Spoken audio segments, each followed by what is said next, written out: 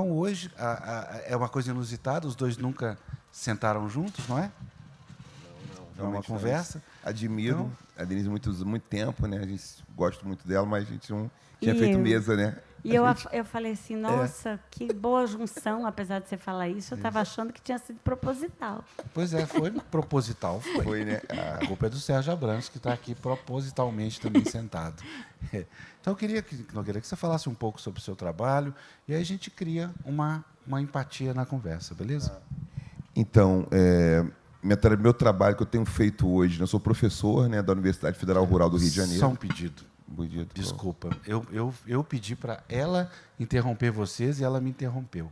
Tá? Eu sou branco, tenho cabelo encaracolado, na verdade, não estou não estou com rabo, mas normalmente eu estou com rabo, então eu devo estar parecendo um monstro, assim, com o cabelo muito aparvalhado. Estou com uma blusa do festival Memória, Literatura e Diversidade, uma blusa branca, tenho barba e uso óculos. Óculos igual do Sérgio Abrantes, por isso que a gente anda igualzinho, entendeu? Igual do Marcelino também. Entendeu? Então, me desculpa, eu peço que você faça sua autodescrição. Sou homem negro, tenho 51 anos, tenho barba média, minha barba é branca, tenho cabelo comprido, né, o cabelo comprido abaixo do ombro, os cabelos estão presos, estou de óculos, uso óculos, estou de óculos, tenho brincos nas orelhas, então são furadas com 2 brincos, estou com um casaco e uma camisa polo, casaco tom marrom, a calça também é de tom marrom, e falando um pouco da minha trajetória, né, que foi a pergunta que o Afonso trouxe nesse nosso bate-papo, o que eu tenho feito, né? Minha formação é em filosofia, estudei filosofia e psicanálise, sou professor da Universidade Rural do Rio de Janeiro. Eu estou muito interessado nos últimos anos, nessas últimas décadas agora, mais voltado também para pensar as relações afetivas, pensar os afetos, as emoções, os sentimentos, como essas coisas se dão, e aí conversando tanto com a filosofia, com a psicanálise, com neurociência também. Então, por exemplo, meu livro, Porque Amamos, é um livro em que os mitos de várias culturas aparecem. Então, tem mitos africanos, europeus, mitos orientais, asiáticos, mitos indígenas. E essas narrativas é conversar com elas para perguntar coisas sobre os relacionamentos, as formas de amar, as maneiras como as pessoas se relacionam. Então, tem sido uma das tônicas dos meus interesses, pensar como as culturas mais variadas elas dão respostas para problemas que aparecem para todo mundo. Então, como a gente resolve certas situações que ocorrem com todas as pessoas, né? Aquelas questões clássicas, questões filosóficas clássicas, diante da natureza, o que podemos fazer diante de cataclismas, catástrofes? A gente sempre teve medo disso, a humanidade. Como nós convivemos, porque a aproximação, ela, às vezes, muita intimidade, cria dificuldade para a nossa entrega. A gente se sente, muitas vezes, como se fosse invadido pelo outro. Então, as relações têm conflitos. E como a gente lida com a nossa vida, né? Com a nossa finitude, com nascer, envelhecer, morrer. Então, essas questões todas que me atravessam, e tenho pensado numa questão meio clichê também, né? Dizer clichê aqui, que é como é que o amor é um alimento necessário.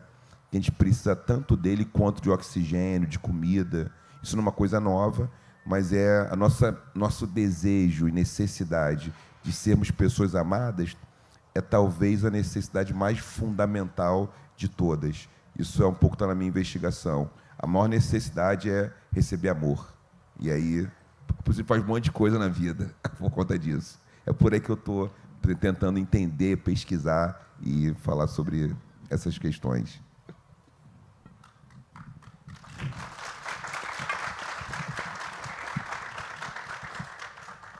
Dê, como é que você se apresenta? Não falei que pensando... eu achei que era por causa disso, que eu também me sinto completamente... A sua causa é a minha causa. Não, como é que eu me apresento? Eu sou uma mulher branca, eu estou com um casaco preto com andorinhas azuis, que que tem uns espelhinhos azuis e brancos na gola. Eu fiquei em dúvida se eu vim assim, mas eu achei que merecia uma festa, a minha presença aqui. Eu estou com um vestido florido, uma calça quadriculada. Eu gosto de misturar estampas, principalmente quando a ocasião é festiva. E eu estou com uma bota vinho. Eu não falei da minha bota, não. Com o cabelo preso. Eu não falei do meu pé. Tu esqueceu alguma coisa? Não. Bom. Brinco, você falou de todos? Muitos brincos. Enfim, mas só 2 furos na orelha. Mas aí eu achei muito bonito o que o Renato falou, porque eu acho que a gente, às vezes, nos dias atuais, a gente tem muito medo de falar dessas coisas que possam parecer... O meu interesse agora é no amor, né? Eu acho que essa palavra em si, o amor, ela anda aí pela internet, né? E eu sinto que a gente agora a gente precisa falar, mas o que é esse negócio? As pessoas, quando tem amor, resolve tudo. Se tem amor, aí vai. E a gente não mais explica coisas que nos parecem óbvias e que eu sinto que a gente chegou num tempo. O Brecht, meu querido autor que eu amo e meu autor preferido, ele fala uma coisa que tempos são esses em que precisamos falar o óbvio, né? E investigar o que nos parecia óbvio agora, eu acho essencial. Para eu me apresentar para vocês, eu acho que seria exatamente essa pessoa inquieta, que eu acho que eu sempre fui, que eu acabei sendo uma atriz. Eu acho que o que me fez artista foi essa inquietude, mas, por um tempo, eu fui ali no Vai da Valsa como atriz, mas chegou uma hora que eu pensei na minha vida, Denise, o que você quer com esse negócio? E aí eu falei, eu preciso voltar para o teatro, porque eu acho que o teatro, para mim, é um lugar, é um templo de lazer, prazer e reflexão junto, coisa que eu mais gosto da minha vida, quando eu consigo divertir alguém e deixo essa pessoa ir para casa com uma taxinha no sapato. Alguém que eu consigo, adoro aquela frase, né? A arte serve para incomodar os descansados e aliviar os atormentados. E a coisa que eu mais gosto é exatamente de provocar quem está descansado, porque eu acho que a gente sempre teve esse risco dessa letargia de ser levado por um rio caudaloso, sempre, desde que eu era mocinha, eu pensava nisso, só que aí a gente veio essa vida digital, que nos levou para uma histeria, uma velocidade vertiginosa, que tem comprometido a nossa humanidade. Eu acho que a gente realmente está sofrendo uma desumanização.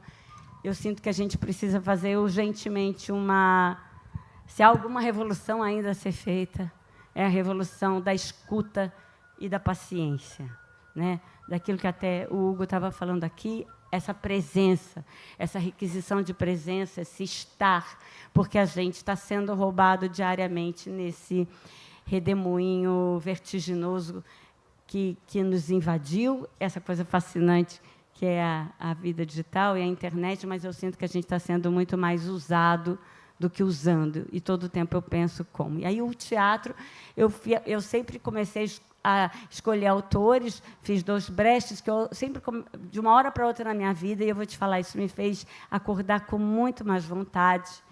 Eu resolvi tirar da estante autores que diziam o que eu queria dizer. Eu não queria mais fazer uma peça legal, que era um personagem bom para mim, e aquela ida para o teatro para falar, olha o que esse cara escreveu há quase 100 anos atrás, como dar voz para a tua angústia hoje, né? E eu acho que o teatro é um lugar, Afonso, Renato, que a gente... talvez eu tenho a ilusão, não a ilusão, mas a utopia, talvez, a crença de que o teatro vai virar um dos lugares mais preciosos, porque ele realmente propõe um mergulho, que é do que a gente está padecendo, da falta de mergulho. Né? A gente nada o dia inteiro numa rasteirice, numa superfície e pouco mergulho. E o teatro, tem gente que não consegue desligar o celular e tem gente que não consegue desligar a cabeça, mas aí ele ainda propõe. E aí, quando eu vi acontecer o que aconteceu com as peças que eu fiz, que foi Alma Boa de Sete Swan, o Galileu do Brecht, A Visita da Velha Senhora do Remat, o Chorinho do Falzarap, uma peça inglesa também que enfim, a gente fez aí um repertório e tem 16 anos que, digamos assim, eu acordo. Tem 16 anos que, se faltar a luz no teatro da sessão daquele dia e eu tiver que cancelar o espetáculo, eu vou chorar. Porque cada espetáculo virou para mim uma cerimônia que eu quero que aconteça, é uma fofoca que eu tenho que contar, esse autor, olha o que ele fala. E eu vi acontecer uma coisa, e por isso eu sou essa pessoa animada com o teatro, porque eu realmente vi acontecer uma coisa que é maridos arrastados de domingo. Desculpa, vou contar rapidinho essa historinha, porque ela diz tudo. Eu acho que as histórias, às vezes, contam muito mais do que as opiniões. Tem uma figura no teatro que eu fiz uma categoria, claro, que com muito preconceito envolvido, mas que chama maridos arrastados de domingo, eu denominei. Que são aqueles maridos que a mulher fala... Não, ele fala assim, você não deixa eu ver o futebol? Diga, bem grosseiramente, eu te levo ao teatro. Então, eu vi chegar no teatro, porque eu tinha tido uma carreira antes muito de comediona, assim. Gente que queria rir. Chegava na porta, eu recebo o público na porta há muitos anos, falando assim, Denise, eu quero rir, hein? O que você vai aprontar aí? E esse cara chegava e sentava para ver Alma Boa de Sete Swan do Brecht, por exemplo. Quando ele chegava, eu olhava para ele e falava assim, o camisa verde ali. E eu fico do palco, eu olho muito para a plateia. E eu ia vendo acontecer uma coisa que me enche de esperança. Porque eu ia vendo esse cara falar primeiro para a mulher assim, ó. Eu via ele falar assim, mas não é comédia. Você falou que era comédia, não é comédia. E ele vai ficando meio entediado. Aí entra um ator bem engraçado, o Ari França, assim, aí ele fala... ele ri, ele quer rir. Ele ri mesmo sem quando não tem graça. Ele ri bastante. Aí vai. Aí, daqui a pouco, eu vejo esse cara dar uma desistida. Aí ele vai desistindo. E eu vejo esse cara assim. E eu lá. Daqui a pouco, eu vejo esse cara fazer assim. Renato.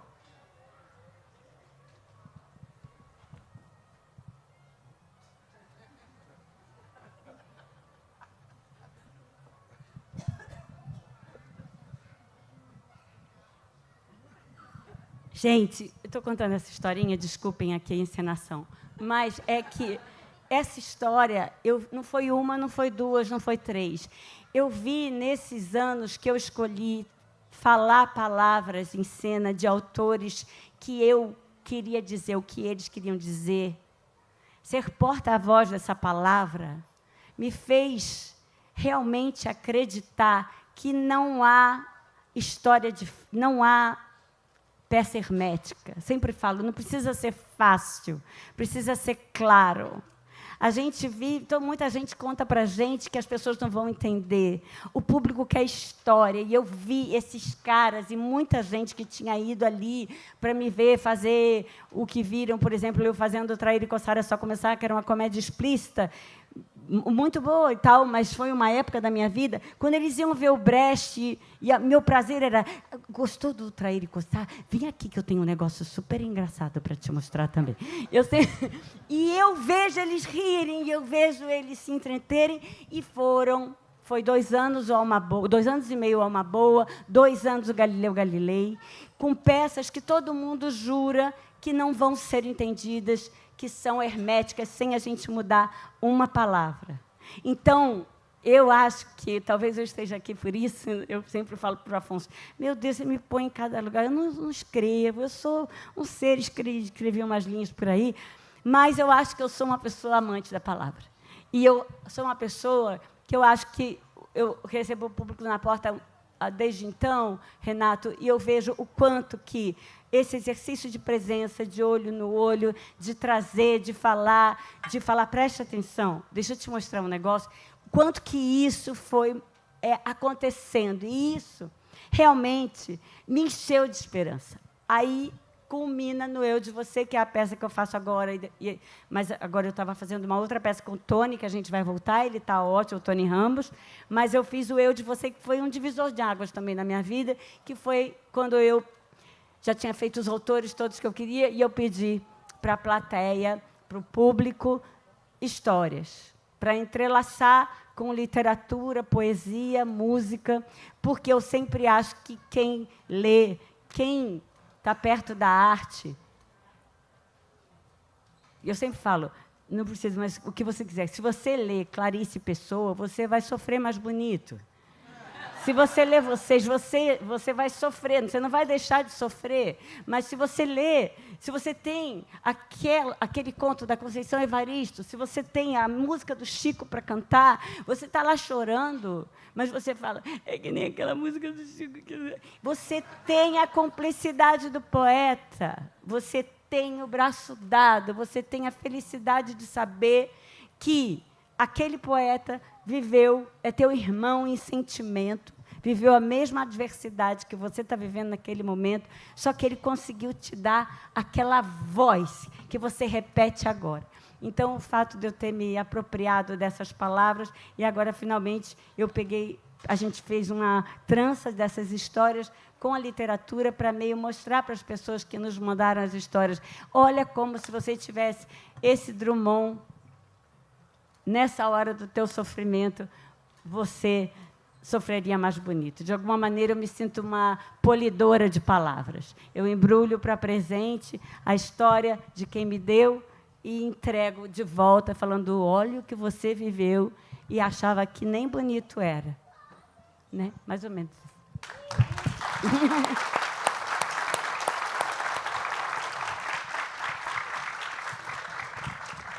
Nogueira, como é que é? Qual a metáfora que você cria a partir dessa ideia da Denise do teatro aplicada ao seu trabalho?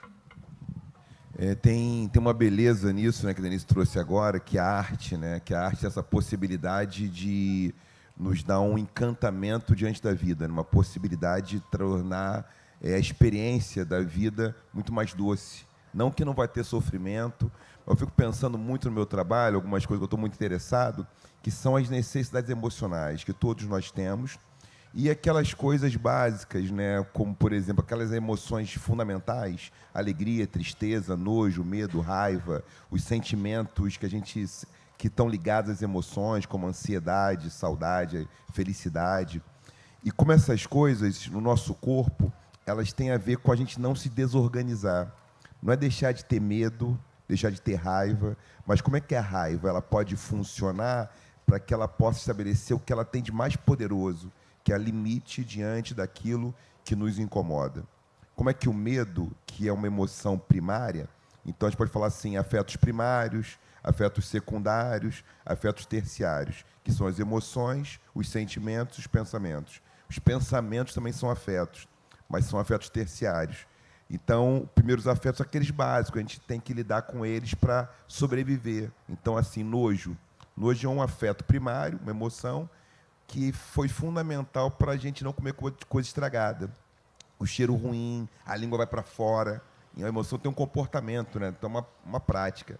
Isso serve para a gente ficar em equilíbrio, né? Que tem muitas formas de falar isso, né? Sintropia, homeostase, axé, né? Bem viver. Que é isso, a gente está com o corpo equilibrado. Que quando a gente fica desequilibrado, acho que essa questão é fundamental para mim. O desequilíbrio, a desorganização, ela culmina numa frustração se transformar numa violência, num ato de força desmedido. Esse é o maior rival que a gente tem com a vida. É quando a vida fica fragilizada, porque aquele que está em sofrimento, ele não consegue lidar com esse sofrimento, e a única forma é atacar o outro. Então, tem um limite. Então, a arte tem esse poder, que é falar assim, ó, esses sentimentos, eles são legítimos, todos nós temos, muitas emoções, sentimentos, mas a maneira de colocar no nosso cosmo orgânico deve ser uma forma organizada, equilibrada, uma maneira que faça com que as nossas maiores potências sejam muito mais para colaborar com a relação com o outro do que para destruir.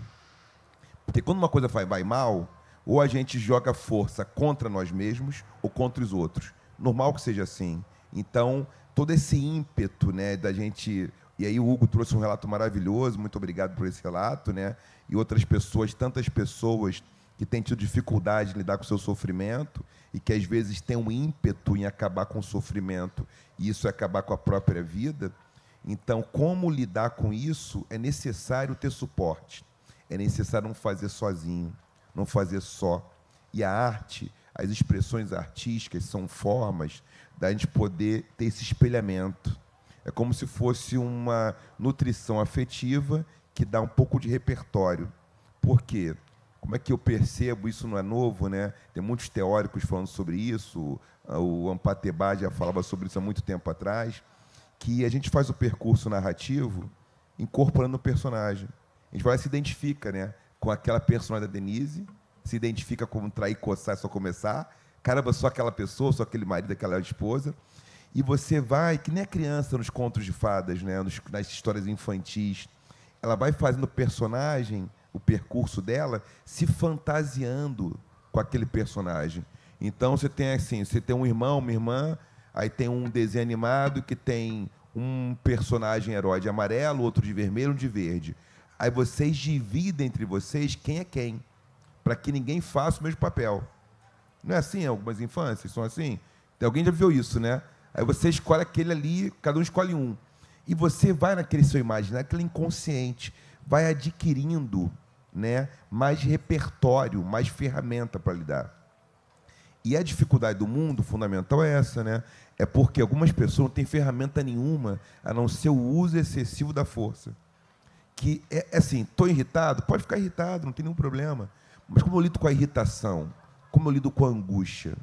Então, a amorosidade, ou o dengo, né?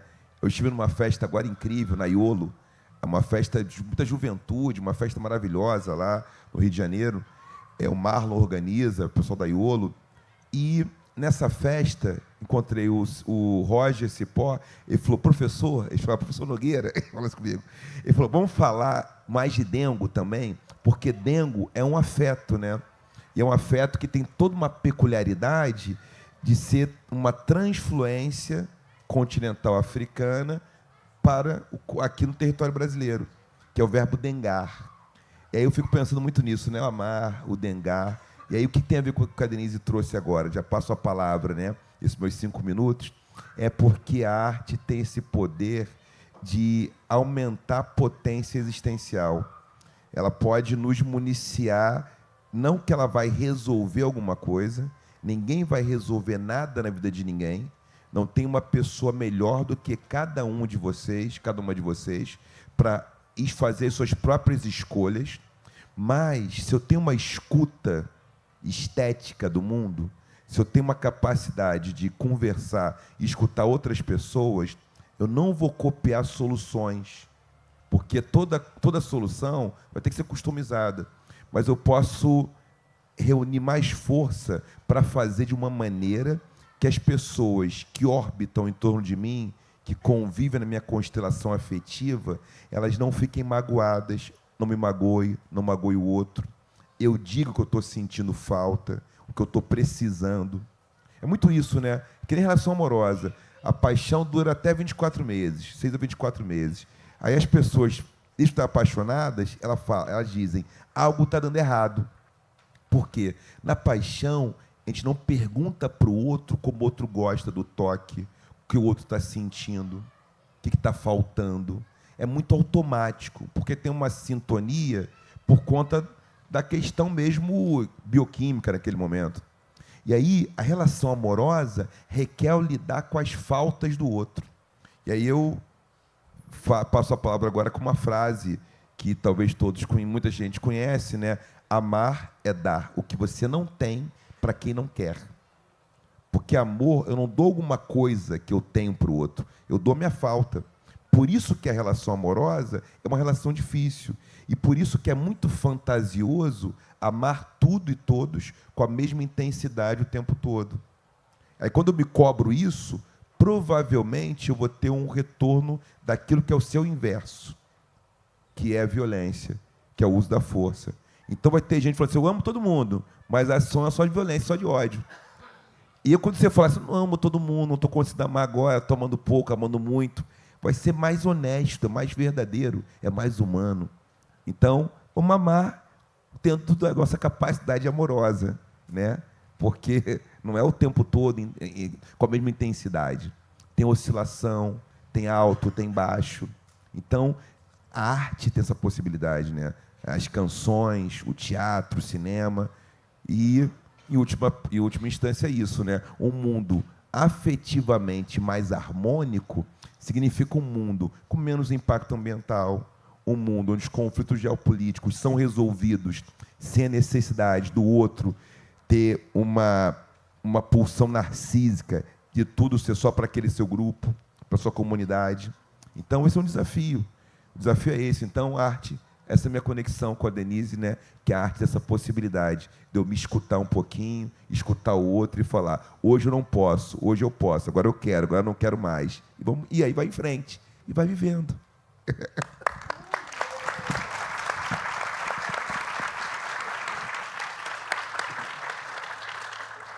E agora, o que você vai falar? Eu acho que ele falou muito do campo das impossibilidades, né? Você chega a limites que você ultrapassando os seus limites, né? E teatro é um pouco isso também, né? Como é que você conseguiu ultrapassar tantos limites nessa sua história e tendo também como referência, né? E pelo menos de tanto que eu já te conheço e tudo que a gente já falou, a coisa familiar, a sua história de vida e transportada para isso. Não, eu acho que eu sou insistente, né? Eu sempre acho que tem um negócio ali para descobrir ainda. Eu tenho um casamento longo, eu fiz peças com temporadas longas, eu moro há muito tempo na mesma casa, porque eu sempre acho... sempre que eu tive vontade de desistir, ou porque eu estava com preguiça, ou porque eu estava cansada, e eu tinha uma pessoa aqui dentro que falava assim, bundona?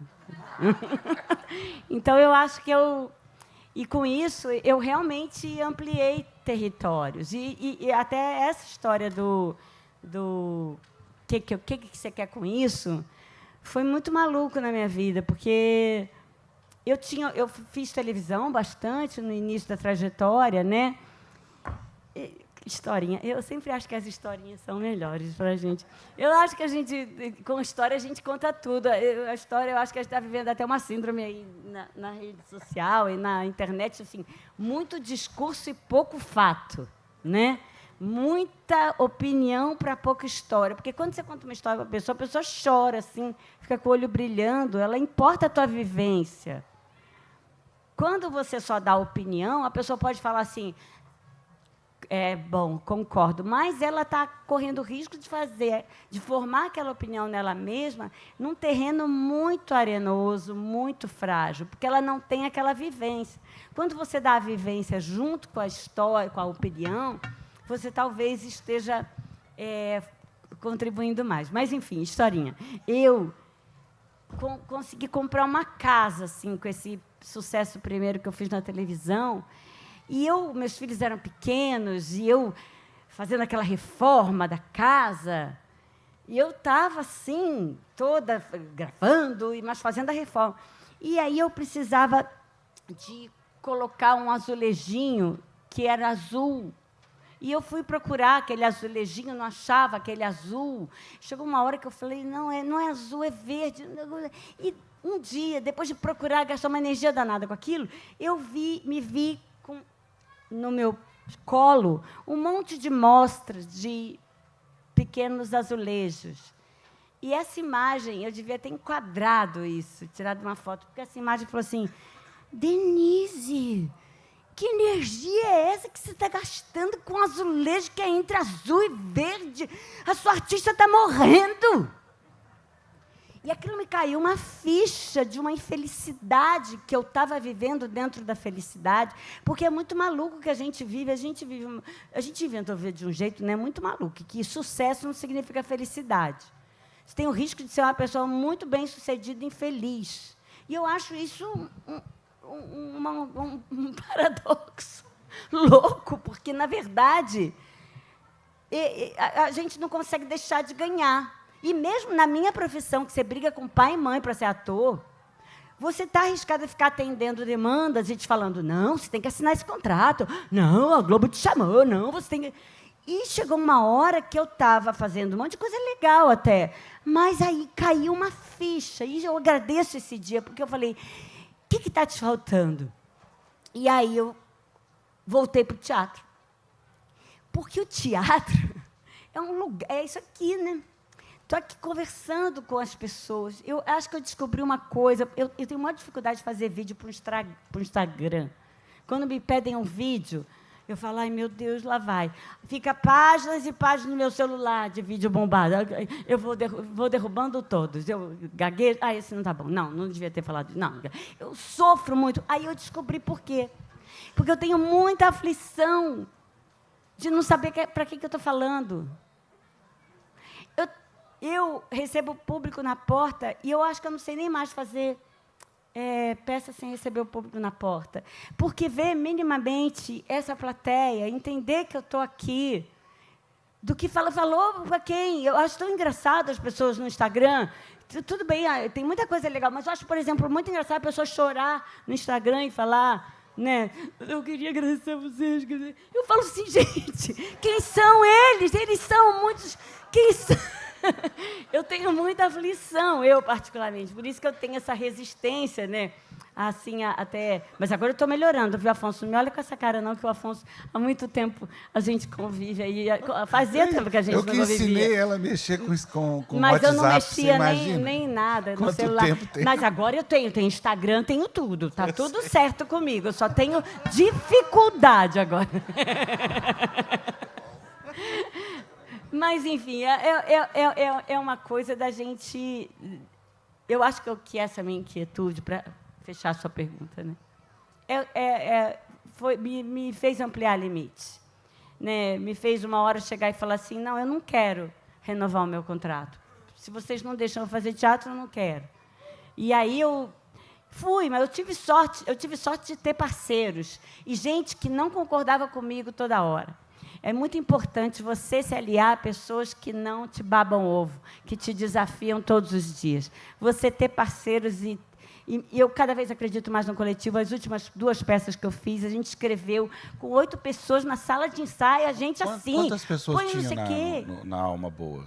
12, sempre elencos grandes eu fiz. Agora, quando eu fui fazer um monólogo, aí eu entrei numa sala com 8, com um monte de carta de 300 pessoas que mandaram as cartas, aí uma banda em cena. Eu não sei ficar sozinha, eu gosto muito de gente. E eu acredito no coletivo, eu acho que é possível a gente reverter essa letargia que a gente anda, esse adoecimento, desse exercício de presença. Agora, essa peça que eu estou fazendo, Eu de Você, e também a peça que eu faço com o Tony, que é O Que Só Sabemos Juntos, é um negócio que você faz assim, você não tem mais como mentir para a plateia. A gente está aqui, ó, percebam, estamos aqui no Flieraxá, ó, vimos o como está aqui, a gente está aqui.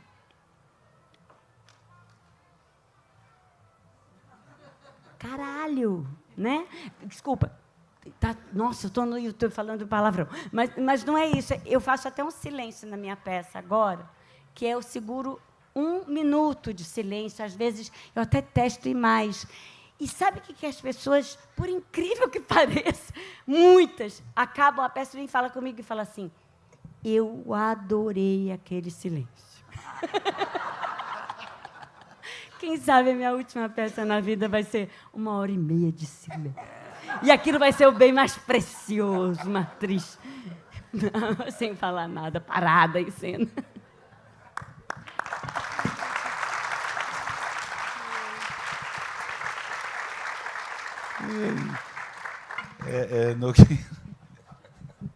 Isso foi difícil. Mas o caso, essa história de caso, ela explica muito a situação que a gente vive também, né? O caso, como assim? As caso? histórias. As histórias, sim, sim. Tanto sim. que essas histórias... Sim, sim. É mineiro. O causo, né? Ah, agora que eu entendi. Pô, vocês estão me gozando? É, Agora que eu falou entendi caso. que É causa, Não, é causa. Porque, no fundo também, a literatura e todo bom livro é uma história bem contada. É claro que o teatro tem múltiplas versões daquilo que você pode inventar, porque você tem também a estética, os recursos do teatro. Mas como é que você transporta isso para o seu trabalho? Então, geralmente, eu gosto de começar nesse, por exemplo, Mulheres e Deusas, Porque Amamos, O que é o Luto. Eles têm uma dinâmica parecida, que é uma história, que é um mito, geralmente é uma narrativa mítica, de culturas variadas, de povos variados. E essa narrativa começa, depois eu vou um pouco fazendo uma certa semiótica, que é um pouco meu trabalho de pesquisa, é tentar ver as engrenagens que articulam aqueles personagens, né? O que esses personagens podem querer significar, o que eles podem apontar. Ainda que eles sejam polissêmicos, muitos deles, e para onde eles estão apontando. Então, por exemplo, num capítulo aqui tem Adão e Eva. E aí Adão e Eva, que tem uma história, né, do monoteísmo judaico-cristão, dos grandes monoteísmos do Oriente, mas eu estou preocupado em falar de um romance de um casal, a partir dessa história, como é que a paixão funciona ao seu término. Então, a minha interpretação ali é como aquilo termina. E o fim do paraíso é o fim da paixão. E aí eu faço algumas análises a partir daquilo. Xangô e Oxum, o que está sendo dito ali nesse encontro de Xangô com Oxum?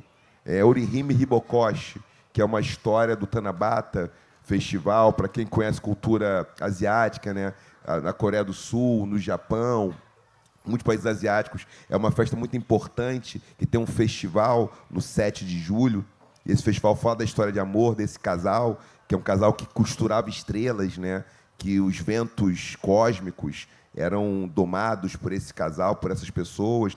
Um estava ali na Via Láctea, era um pastor na Via Láctea.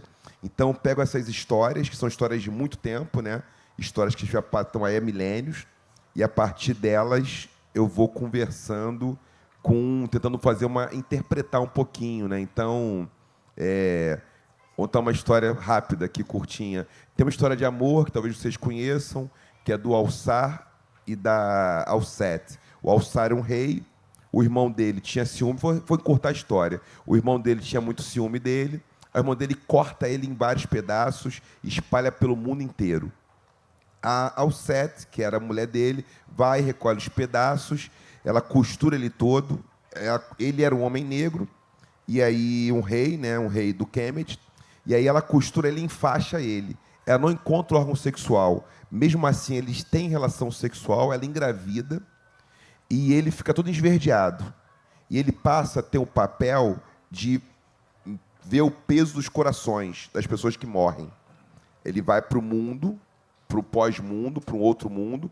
As pessoas morrem, tiram o coração, colocam numa balança. Essa balança, no outro prato, tem um prato que fica o coração, o outro prato fica uma pena do Ibis, que é a pena da divindade Maat, que é a divindade da harmonia, né?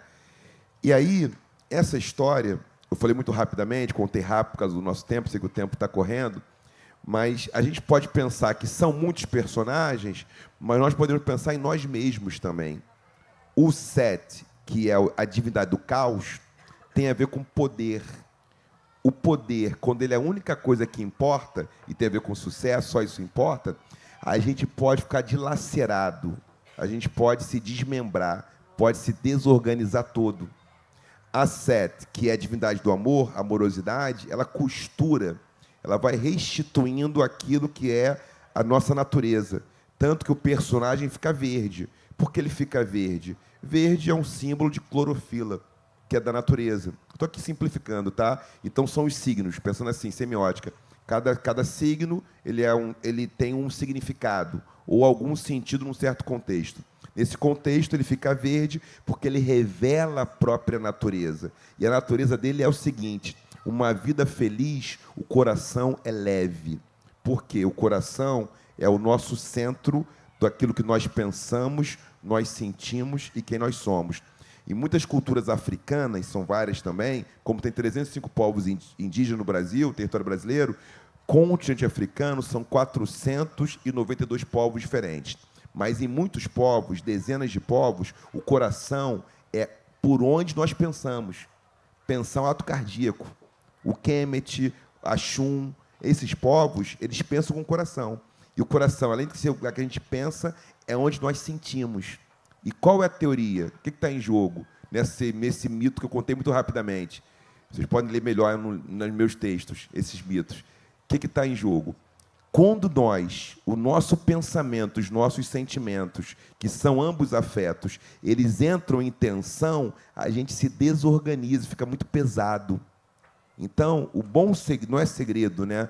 Mas o melhor de uma vida mais potente, ela ser leve. É você estar confortável. E aí as histórias são dessa forma, né? Uma história nos ajuda a identificar. Se eu quero muito poder, se eu quero alguma coisa, eu tenho muita fixação por algo, eu posso me deslacerar, eu posso ficar muito partido e não conseguir focar naquilo que é o próprio instante, que é o momento, que é essa relação com o teatro, né? O teatro, o Denise falou maravilhosamente isso aqui, a gente está na presença, está no encontro, não uma coisa que vai acontecer ou que já aconteceu, ela está ocorrendo agora, no aqui e agora, e isso torna o corpo mais leve. Por quê? Um corpo fica pesado quando ele tem uma relação com a saudade ou com a memória, que é uma relação de que lá estava melhor do que aqui. Ou quando tem uma relação de ansiedade, o futuro vai ser mais bonito. Agora está péssimo. Eu nunca vou estar bem onde eu estou. E a experiência do teatro, e aí a pergunta do Afonso, é porque está acontecendo aqui agora, nesse instante. E aí o coração é leve. Não sei se fez sentido, se ficou bom. Contei muito rápido a história, tem mais detalhes ricos da história, tá? A história é linda, né? O alçar todo cortado, ela corta, o irmão vai, bota num caixote, espalha um monte de lugar do mundo, ela vai num canto do mundo, vai em outro. Aí o Horus nasce, o Horus vai lá falar com o tio. Isso está na música, né? O Lodum canta isso, né? Osíris, que o nome original é Alçar.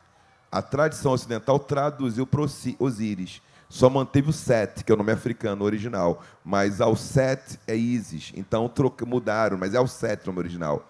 Então estou pegando os nomes originais africanos aqui também para poder contar a história na versão mais original também.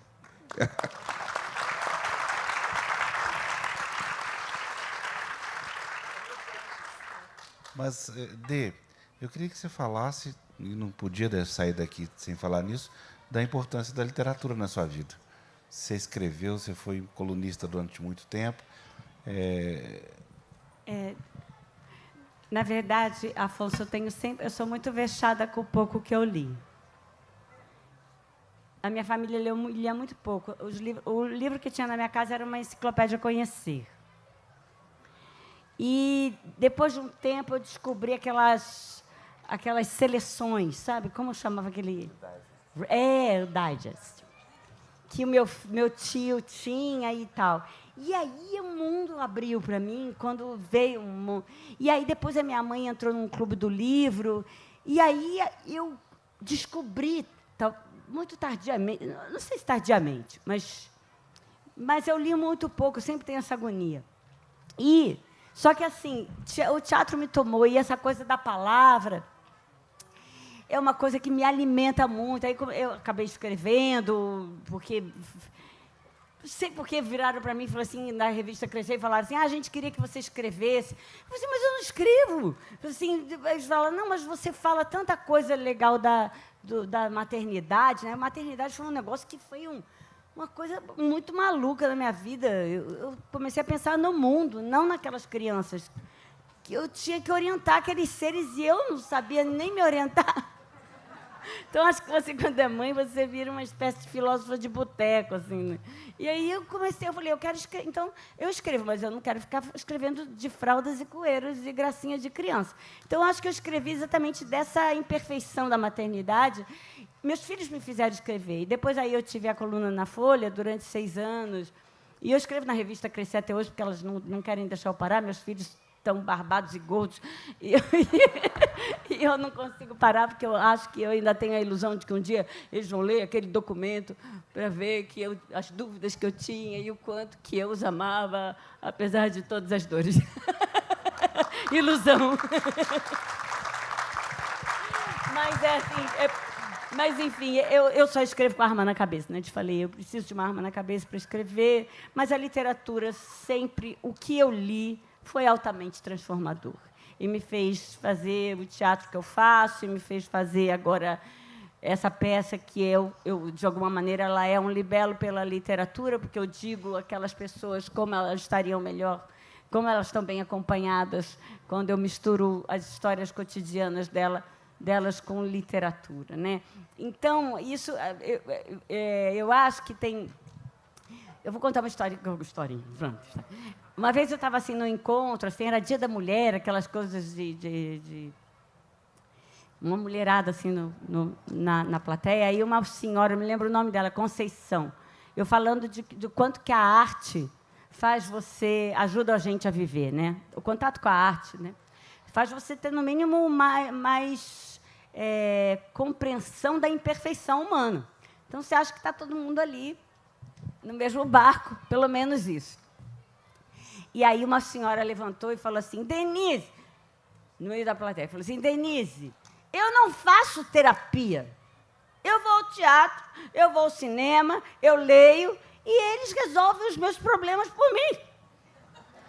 E eu achei aquilo daquele jeito simplório que ela falava, o que eu acho que é o que a arte fez na minha vida e que eu acho que pode fazer de qualquer pessoa, né? Agora a gente colocou na peça um texto, depois de um tempo que a gente colocou um texto da Simone de Beauvoir, que, para mim, ele é quase um editorial da peça, eu acho que para muita gente, né? É curtinho, eu vou falar aqui. Ela fala... E tem uma coisa bonita, porque a peça, ela tem uma coisa que eu vou no meio da plateia, assim, e é impressionante como as pessoas estão presentes ali. E elas querem estar presentes, e elas querem brincar de parlenda. Olha o que o Hugo fez. A disposição das pessoas é muito linda. Como você falou, é tão bonito você perceber. Eu fico pensando, gente, a gente não canta e não dança. Uma criança de 1 ano e meio no meio da sala, põe uma música, o que ela faz?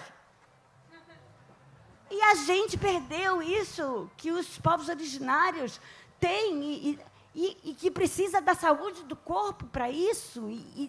E é fundamental. Nós somos um instrumento dançante em si, a música altera as nossas moléculas, né? Então, eu acho que a gente vai ficando meio maluco. Simone de Beauvoir, Denise, não viaja. Ela fala assim, por que eu escrevo? Porque é preciso, nas horas mais difíceis da minha vida, rabiscar frases, ainda que nunca sejam lidas por ninguém, traz para mim o mesmo consolo do que a reza para quem tem fé. Através da linguagem, eu ultrapasso o meu caso particular. Eu comungo com toda a humanidade. Toda dor dilacera, mas o que a torna intolerável é que quem a sente tem sempre a impressão de estar separada do resto do mundo. Partilhada, a dor, ao menos, deixa de ser um exílio.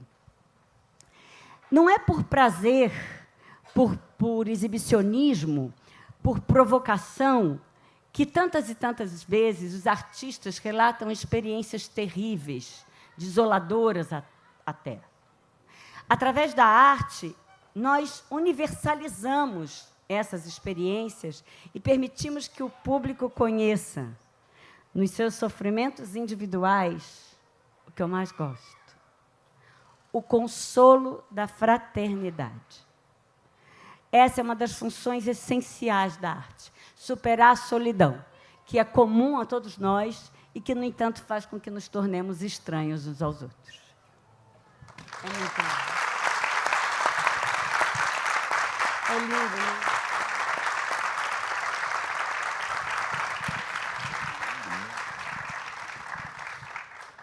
Hora de encerrar. Então, queria pedir Pois é. Queria pedir para você falar um pouco do que a Denise falou, transportada para esse universo da importância da arte, da literatura e da palavra. Como é que você exerce isso, não só no livro, mas na sua trajetória? Isso que a gente trouxe nessa plateia, né? Falou assim, além de cinema, alguém falou, né? Eu vou ao teatro, vou ao cinema, leio livros, eles resolvem por mim. Eu acho que a terapia também é indicada, sou suspeito, né, para falar. Eu acho que a terapia também é indicada. A terapia é de tudo, terapia de casal, terapia individual, acho ótimo, né? Porque alguém tem a palavra tem poder, isso faz toda a diferença, e a gente escuta possibilidades, né, caminhos. E aí a Denise falando sobre isso, eu sou de uma família, que acontece, meu pai era fuzileiro naval, por vários fatores, ele saiu da Marinha, e ele virou vendedor de livros. E depois passou a vender livros e discos. Então, a minha casa tinha muito livro. E aí, eu fui alguém que tinha literatura em casa desde garoto, porque meu pai era representante comercial de livro. Era até um motivo que minha mãe brigava com ele, né? E parentes falavam, pô, você largou a Marinha? Você tinha que ter feito força para ficar na Marinha, abandonou as Forças Armadas para vender livro. Mas isso me trouxe uma infância com muita leitura e ouvindo desde samba, cartola, jazz, né, música de orquestra. Então, minha formação passou por isso, né? E morando num bairro muito tradicional do Rio de Janeiro, sou de Oswaldo Cruz, no Rio de Janeiro, que é um bairro onde fica a Portela. Então, a Portela tocava os ensaios, eu ouvia, né, um bloco antigo, afro, dos mais antigos do Brasil, que é o Aguibara Dudu. Então, minha formação passou por isso, uma formação que eu digo assim, tive essa oportunidade, né, para ter essa formação, né, no dia do samba, encontrar gente como, né, Arlindo Cruz, Bete Carvalho, no trem do samba. Então, passei essa minha adolescência e juventude foi nessa formação, né, e ouvindo histórias do meu avô, o seu Wilson, meu avô materno. Ele contava histórias que o avô dele tinha contado para ele. Pela proximidade geográfica, eu não era o neto mais velho, era o neto mais velho que morava mais perto. Então, eu tive chance de ouvir muitas histórias do meu avô, que ele tinha aprendido com o avô dele. Então, isso também me ajudou muito. E, ao longo do tempo, a palavra, né, falando sobre isso, né, fui me constituindo como a minha carreira como professor, escritor, e eu não faço ficção, né? E o Tom Farias, meu amigo, meu compadre, o Tom é meu compadre também porque, posso contar aqui, né, Tom? Fiz o casamento do Tom, celebrei, sou celebrante de casamento, certificado. Então, quando alguém me convida, eu celebro casamento, uniões amorosas também. E o Tom falou uma coisa, você é um homem de não ficção, né? Você faz ensaio, eu faço ensaio. Eu não conto histórias novas, eu conto histórias, na verdade, muito antigas e fico interpretando o sentido que essas histórias fazem hoje e continuam fazendo. Então, meu trabalho é um pouco isso, né? E dizer assim, vai para o teatro, vai para o cinema, faz terapia, conversa com um amigo, pega toda a opinião, lê, vê desenho animado, tudo que você puder, mas não seja uma pessoa autossuficiente, ainda que a resposta seja sua, porque ninguém sozinho tem condição de ter o repertório para dar conta do mundo. Então, às vezes, é muito importante, muitas vezes é importante, poder escutar, não para fazer o que o outro faz e dizer que você faça. Não é nesse sentido, mas para você poder ter a sua cosmopercepção mais ampla, mais ampliada. Por quê? E aí termino com essa perspectiva. Algumas culturas, elas são cosmovisivas, como diz o Aristóteles, né, filósofo estagirita, né, a visão, e a gente fala visão de mundo. Mas tem culturas que elas são mais olfativas, são mais gustativas. Tem culturas que têm paladar de mundo.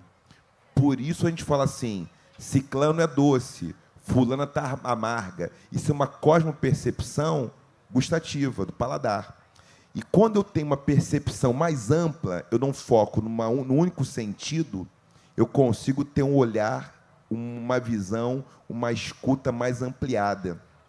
Por exemplo, algumas pessoas entram em tensão com elas mesmas, porque elas gostam do que veem, mas não do que elas estão tocando. Ou gostam do que tocam, mas não daquele olhar, daquele corpo que elas estão vendo. E se você integrar os sentidos, tem o cheiro, tem o olfato, tem o paladar, tem o tato, é uma relação mais ampla. Então, o que eu posso dizer, encerrando, é colocar minhas redes sociais, é Nogueira sem o I, Nogueira _ oficial, no Instagram, o YouTube, canal do Nogueira, também tem TikTok, que é Nogueira Oficial, e dizer para vocês, se entreguem. O amor, a vida amorosa, a vida afetiva, tem muito mais a ver com a entrega do que com a possibilidade de ser forte. Do que ser forte, do que ser todo-poderoso, toda-poderosa, mas tem a ver com a possibilidade também de poder ser uma pessoa que não sabe o que está fazendo, que está aprendendo, e não operar naquele modelo da lógica da perfeição. Não tem perfeição, porque não, é sempre imperfeito. Mas nem tem perfeição, só tem a vida. Uma vida que é sempre errante. A vida possível de ser feita. Então, muito obrigado. Meu sentimento é de gratidão.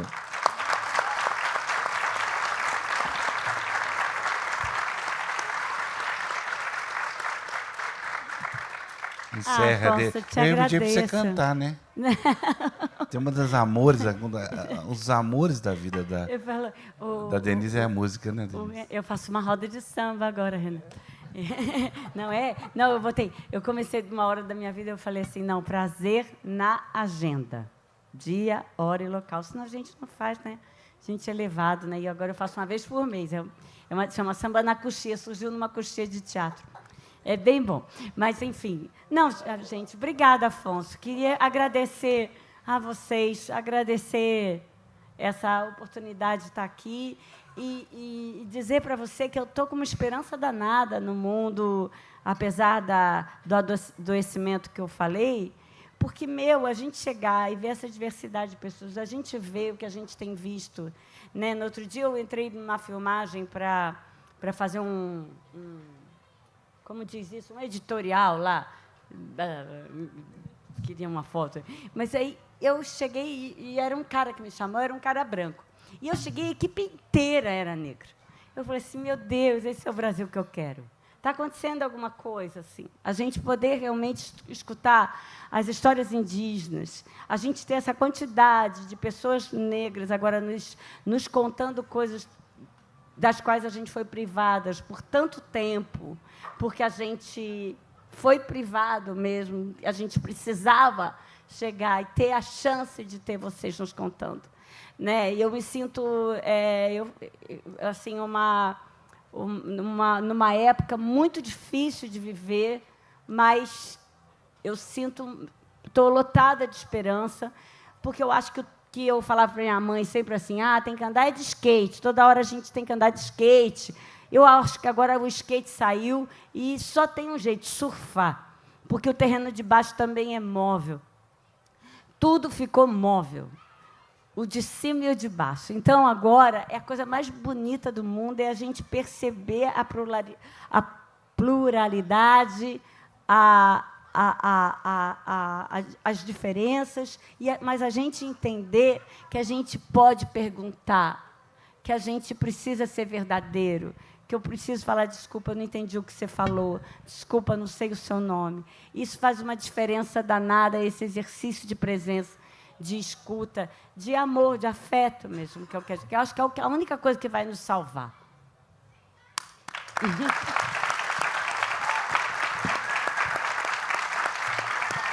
Parabéns por isso, mais uma vez, meu amigo, meu querido. Tira foto, tira foto, tira foto.